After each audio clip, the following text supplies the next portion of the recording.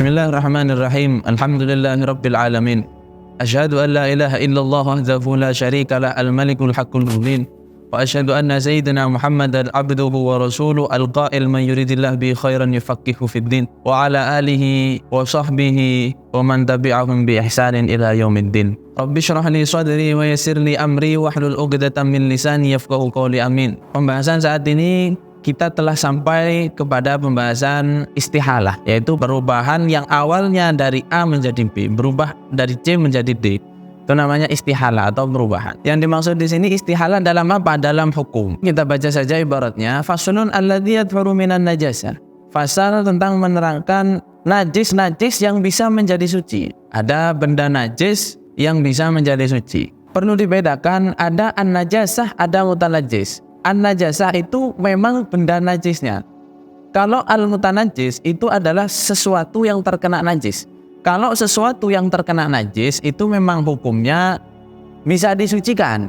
Kalau an-najasah itu hampir semua tidak bisa disucikan. Karena apa? Karena itu memang benda najisnya. Contoh benda najis itu seperti apa? Seperti kotoran hewan, kencing, ataupun darah misalnya.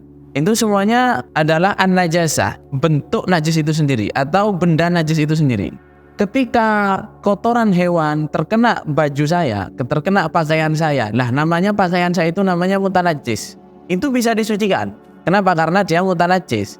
Kalau an-najasah, benda najis itu tersendiri, itu tidak bisa disucikan.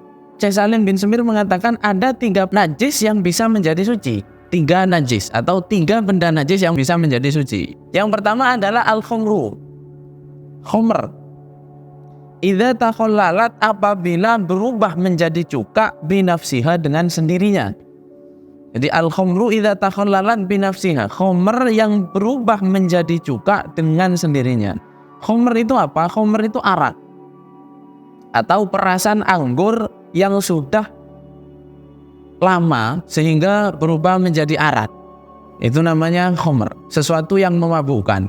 Itu hukumnya najis dan haram dikonsumsi. Itu arak atau semua yang memabukkan itu haram untuk dikonsumsi. Khomer ini kalau di zamannya dahulu, pada zamannya orang-orang Arab terdahulu, ketika ingin membuat cuka, mereka memeras anggur. Kemudian air perasan anggur tadi itu didiamkan. Ada yang ditanam, ada yang ditanam atau dikubur, ada yang ditaruh di terik sinar matahari dalam beberapa waktu, beberapa hari atau beberapa minggu, kemudian dia menjadi arak. Nah, ketika menjadi arak itu hukumnya najis. Ketika menjadi arak itu hukumnya najis. Tapi cairan atau itu tadi, arak tadi itu ketika didiamkan lebih lama lagi itu akan berubah menjadi cuka. Nah, ketika sudah berubah menjadi cuka itu hukumnya suci. Jadi bukan khomer, sudah bukan khomer tapi menjadi cuka, sudah bukan arak tapi menjadi cuka. Nah, itu dari haram, dari najis berubah menjadi suci. Ini namanya istihalah, perubahan hukum dari hukum yang najis berubah menjadi hukum suci. Tapi dengan catatan binafsiha, dengan catatan atau dengan syarat perubahan dari arak menjadi cuka itu terjadi bukan dengan apapun, bukan dicampurin dengan apapun. Jadi memang alamiah, memang alami dia. Ketika berubah dari cuka berubah menjadi arak, tidak ada campuran apapun, murni dari perubahan karena didiamkan. Kalau misalnya kecampuran sesuatu, misalnya saya punya arak yang ingin saya jadikan cuka, tapi saya campuri, saya masuki sesuatu supaya arak tadi itu cepat berubah menjadi cuka misalnya. Nah, ini hukumnya tidak bisa menjadi suci, hukumnya tetap dihukumi najis. Karena syaratnya khomer itu bisa menjadi suci ketika menjadi cuka, yaitu apabila perubahan dari khomer menjadi cuka itu tanpa ada sesuatu atau tanpa dicampuri apapun. Jadi memang alami perubahannya. Karena begini, ketika saya punya khomer, kemudian saya misalnya campuri dengan batu, saya masukkan ke dalam botol arak tadi itu batu, batu menyentuh dengan arak itu hukumnya najis atau mutanajis. Arak ini hukumnya najis, batu itu yang menyentuh arak itu hukumnya mutanajis. Sedangkan mutanajis itu tidak bisa disucikan kecuali menggunakan air. Maka ketika di dalam arak itu ada batu yang mutanajis, kemudian araknya tadi berubah menjadi cuka, batunya tetap hukumnya najis. Sehingga cukanya pun otomatis bersentuhan dengan batu ini. Maka cuka yang suci tadi itu langsung berubah najis semua. Alasan kenapa kok harus khomer yang berubah menjadi cuka itu tanpa ada campuran apapun? Karena kalau ada campuran apapun, semuanya langsung dihukumi najis. Khomer berubah menjadi cuka itu dihukumi suci bukan hanya airnya, tapi juga wadahnya. Itu langsung dihukumi suci. Lidharurah alasannya, karena darurat. Makanya di dalam kitab Fathul Wahhab, Syekh Zakaria Al-Ansori itu mengatakan kalau misalnya yang dihukumi suci hanya airnya, cukanya, tidak dengan wadahnya, tidak akan mungkin ada cuka, kata beliau. Kenapa? Karena hampir semua benda cair itu membutuhkan wadah. Tidak ada benda cair yang tidak ada wadahnya. Makanya hukum wadahnya diikutkan hukum airnya. Ketika khomer tadi itu sudah menjadi cuka, ketika benda najis ini sudah menjadi suci, maka wadahnya pun juga dihukumi suci.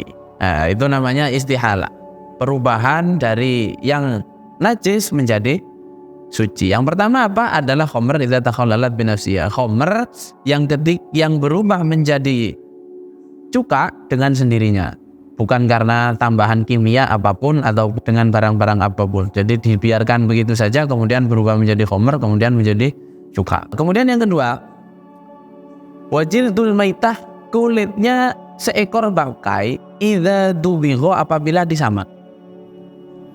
Jildul maitah, kulitnya seekor bangkai, idza dubigho, apabila disamak. Maitah di sini apa? Bangkai. Bangkai itu apa? Bangkai itu adalah hewan yang mati bukan dengan penyembelihan secara Islam. Itu namanya bangkai. Atau ada hewan mati ketabrak truk atau karena penyakit misalnya, mati tanpa disembelih, itu hukumnya bangkai.